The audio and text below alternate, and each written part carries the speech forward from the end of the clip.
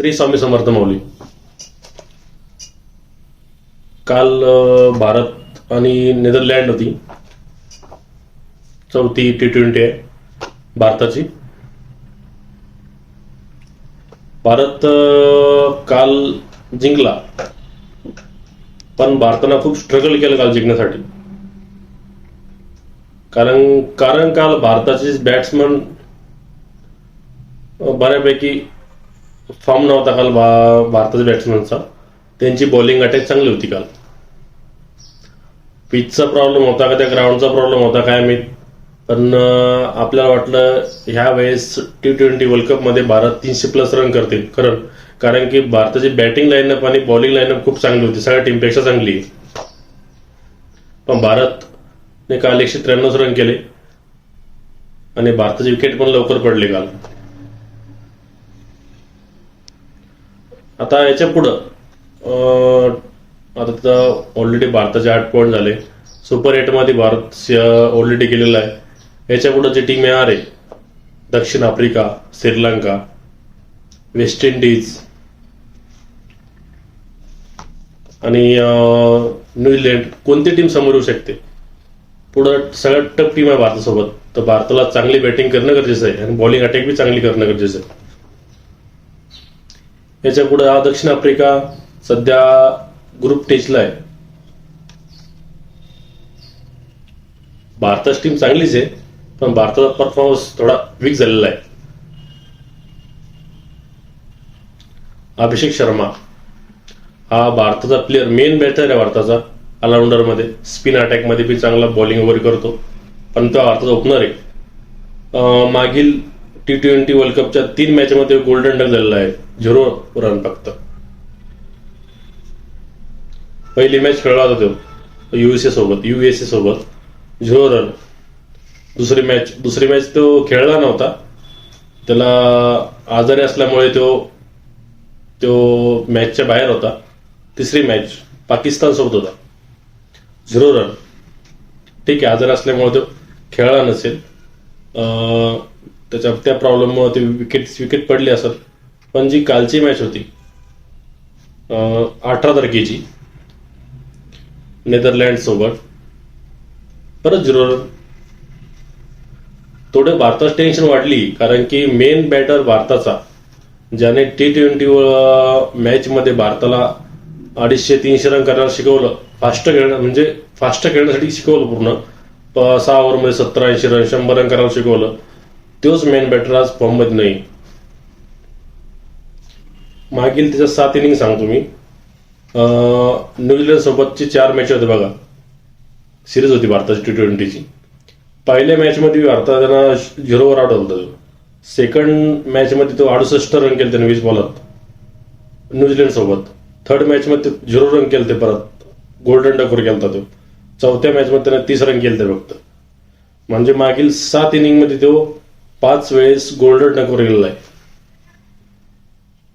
मी ईश्वरचरणी हीच प्रार्थना करतो की अभिषेक शर्मा लवकर आपला फॉर्म परत वापस यावा आणि परत पुढच्या ज्या मॅची आहे, दक्षिण आफ्रिका सोबत असो किंवा न्यूझीलंड सोबत असो, वेस्ट इंडिज सोबत असो, ह्या टीम खूप टफ आहे आणि त्यांच्याकडे प्लेअर खूप, बॅट्समन बी चांगले, बॉलर बी चांगले. तर आपले भारताची टीम स्ट्रॉंग व्हायला पाहिजे. आता काय झालं माहितीये का, भारताचे ओपनर दोन्ही चांगले आलेत, दोन्ही पण ईशान किशन आणि अभिषेक शर्मा. आता झालंय, पहिल्यांदा संजू बाबा फॉर्म मध्ये नव्हता, तर ईशान किशन फॉर्म मध्ये होता. सॉरी, अभिषेक शर्मा फॉर्म मध्ये होता. आपण संजू बाबाला बाहेर काढलं. अभिषेक शर्मा परत आपण एंट्री मारली. परत ईशान किशनला ओपनर आणलं. तर ईशान किशन चालला लागला, तर अभिषेक शर्मा फॉर्म मध्ये नाहीये, तो गोल्डन डकवर चालला. नेमकं आता ओपनर भारताचे एक चालतोय की नाही, आता असा प्रॉब्लेम झालेला आहे. कधी संजू बाबा चालत नाही, कधी अभिषेक शर्मा चालत नाही, दोघं चालत नाही. ओपनर पण एकतरी फ्लॉप उरवला. जेव्हा हे दोघं चालत, ईशान किशन आणि अभिषेक शर्मा, तर समोर टीमची काही राहत नाही. पण पुढील ज्या मॅच होणार आहे त्यासाठी दोघांना चालणं महत्वाचं आहे. मिडल ऑर्डर कव्हर कधीपर्यंत सांभाळणार आहे. आता ईशान किशनने मागील मॅच मध्ये 18 रन केले. ठीक आहे, तो एखाद्या मॅच मध्ये विकेट पडणार आहे, प्रत्येक मॅचमध्ये तो खेळू शकणार नाही. तिलक वर्मा 31 रन, त्याची बॅटिंग तर तिलक वर्माचा एक प्रॉब्लेम आहे, प्रत्येक मॅचमध्ये तो स्लो खेळत चाललाय. T20 मध्ये फास्ट खेळणं पडतात, प्रत्येक मॅचमध्ये तो स्लो खेळत चाललेला आहे. आता 31 रन केले फक्त तिलक वर्माने. सूर्याचं ठीक आहे, सूर्याने बी 34 रन केले. स्ट्राईक रेट खूप कमी होतं सूर्याचं कालच्या मॅचमध्ये. कालची मॅच नेदरलँड एवढी टफ टीम नव्हती तरी पण भारत काल साधारण खेळला. ह्याच्या पुढे ज्या टीम येणार आहे त्या टॉपच्या टीम आहे, तर भारतच कसं होईल. दुबेने काल 66 रन केले. दुबेने काल 31 बॉलवर 66 रन केले आणि परत 2 विकेट सुद्धा काढली. हार्दिक पांड्याने काल 30 रन केले आणि परत 1 विकेट सुद्धा काढला. म्हणजे भारताचे ऑलराऊंडर चांगले परफॉर्मन्स करत आहेत. आणि काल भारत हरू बी शकत होता, पण वरुण चक्रवर्तीच्या बॉलिंगमुळं काल भारत जिंकला. त्याने काल महत्वाची 3 विकेट काढली. रिंकू सिंग तर फिनिशिंग मध्ये ठीक आहे, रिंकू सिंग फिनिशिंग मध्ये आला 2-3 बॉल खेळण्यासाठी. तेच मी बोलतोय, कारण वरच्या टॉप ऑर्डर जर फास्ट खेळलं तर विकेट पडलं तरी हरकत नाही ना. खाली रिंकू सिंग आहे, हार्दिक पांड्या आहे, अक्षर पटेल, याला खेळा चान्स भेटवला ना. काल वॉशिंग्टन सुंदर खेळला, त्याला बॅटिंग चान्स भेटला नाही. काल बॉलिंग मध्ये चालला नाही तो, पण त्याला चान्स भेटला काल. तर वरचे जर फास्ट खेळले 200-250 रन 250-300 रन करणं जास्त मुश्किल नाही भारताला, सोपं आहे. पण वरची जर स्लो खेळले तर कालची बॅटिंग येणार नाही ना. आता ईशान किशन, अभिषेक शर्मा, तिलक वर्मा, मग सूर्या, मग दुबे, मग पांडे, मग रिंकू सिंग. बॅटिंग लाईन खूप लंबी. अक्षर पटेल, मग खाली बघा, खाली मग अर्षदीप सिंग येईल, बुमराह येईल, हे बॉलरमध्ये. आणि हा आपलं चॅनल सबस्क्राईब करायला विसरू नका बरं का. आपण कंटिन्यू करू, पण बेल बटन दाबायला विसरू नका आणि लाईक करायला विसरू नका. आणि ह्या मॅच मध्ये हार्दिक पांड्यानं 6000 रन पूर्ण केले T20 मध्ये.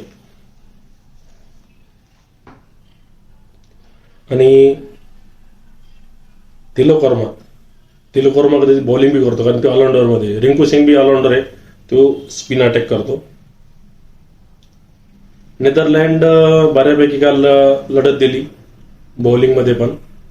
मी कालचं ते कोणता बॉलर होता बघा, त्यानं काल सूर्याचे किशन आणि अभिषेक शर्माला आउट केलं बघा. त्याचं नाव चांगलं होतं, लक्षात नाही आता, नंतर सांगा तुम्हाला मी ते पुढच्या व्हिडिओमध्ये एखाद्या वेळेस. आणि ईशान किशन आपला हिरो, हे दोघं चालायला पाहिजे. ईशान किशन, अभिषेक शर्मा ठीक आहे. पुढच्या मॅच मध्ये पुढच्या दक्षिण आफ्रिका वगैरे पुढे आपल्या त्यासोबत मला वाटतं पुढची मॅच राहील. तर भारत पुढची मॅच चालला पाहिजे, कारण की भारताचे जो ओपनर जरा फ्लॉप चालले तर मग 300 रन बनेल कसं, त्याचा प्रॉब्लेम येईल. भारताचे ओपनर चालला पाहिजे, पण मेन म्हणलं अभिषेक शर्मा चालला पाहिजे. तो सर्व फ्लॉप चालला. लगातार 3 मॅच वर्ल्ड कप मध्ये 3 मॅच खेळला आणि 3 फ्लॉप गेलेला आहे.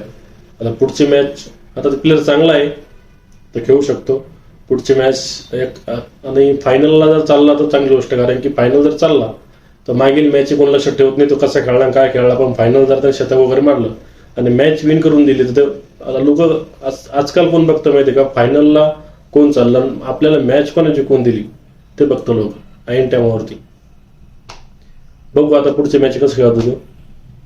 आपण संजू बाबाला पहिल्यांदा दोष देत होतो, संजू बाबा खेळत नाही, पण आज या मागील 3 मॅच मध्ये अभिषेक शर्मा सुद्धा चालला नाही. बघू. आणि आपलं चॅनल सबस्क्राईब करायला विसरू नका आणि लाईक करायला विसरू नका. आपलं चॅनल नवीन आहे युट्यूबवरती, तर आपली इंस्टा आयडी वरती पण लिंक आहे, फेसबुक पेज वरती पण लिंक आहे. ते जाऊन आपली त्या लिंक वरती टॅग करून ते आपली फेसबुक आयडी ओपन करून, इंस्टा आयडी ओपन करून त्याच्यावर आपण युट्यूबची लिंक ओपन करून आपण व्हिडिओ वगैरे बघू शकता माझे. आणि लाईक आणि सबस्क्राईब करायला विसरू नका. तुमचंच अविनाश पडो दरवेळेस तुम्हाला नवीन कंटेंट आणतो. यावेळेस भारताला best of luck. Bharat world cup जिंकणार 100%. आणि भारताची टीम खूप छान आहे, खूप छान. आणि बॉलिंग अटॅक बी खूप छान भारताचा. अर्षदीप सिंग, अक्षर पटेल, वरुण चक्रवर्ती, मोहम्मद सिराज. बॉलिंग अटॅक खतरनाक आहे भारताची. बॅटिंग अटॅक बी चांगली. फक्त अभिषेक शर्मा परत एकदा फॉर्म मध्ये आला की, आणि दर मॅच मध्ये कोणी आपल्या टीम मध्ये चालतच. मागच्या मॅचमध्ये हार्दिक पांड्या चालला, ह्या मॅचमध्ये दुबे चालला, त्याच्यापेक्षा मॅचमध्ये सूर्या चालला, परत पाकिस्तान विरुद्ध किशन चालला. म्हणजे 4 मॅचचे 4 हिरो आहे. दरवेळेस मॅन ऑन द मॅच नवीनच होतं कोणी कोणी. आणि मागच्या वेळेस दुबे झाला, त्याच्यापेक्षा पांड्या झाला, त्याच्यापेक्षा सूर्या झाला, त्याच्यानंतर किशन झाला. म्हणजे दर मॅचमध्ये दरवेळेस वरून जर विकेट पडले तर खाली कोणी कोणी आपल्या मॅचला सांभाळतच. कोणी सूर्या सांभाळतो, कधी दुबे सांभाळतो, कधी हार्दिक पांड्या सांभाळतो.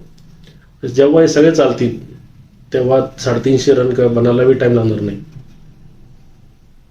पण याच्या पुढच्या ज्या मॅचेस आहेत खूप टफ होणार आहे. दक्षिण आफ्रिका, न्यूझीलंड, श्रीलंका. आता भारताला फुल फॉर्ममध्ये उतरणं गरजेचं आहे पिचवरती, कारण की स्वतः आजपर्यंत मॅच ठीक होते पण पुढील मॅच खूप टफ आहे. सगळ्यांना श्री स्वामी समर्थ. आणि परत सांगतो, आपलं चॅनल नवीन आहे, सबस्क्राईब करायला विसरू नका आणि लाईक करायला विसरू नका.